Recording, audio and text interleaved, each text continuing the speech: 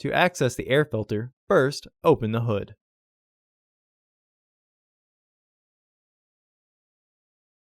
Use the hood prop rod to support the hood. The air filter is located here. There are 3 fasteners securing the housing.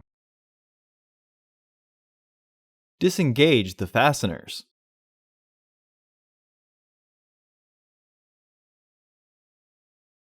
Lift the housing and remove the old filter. Remove any debris in the housing. Install your new AF4008 filter into the housing. Once the filter is fully flushed and the housing is aligned, re-engage the fasteners. Remove the hood prop rod and close the hood.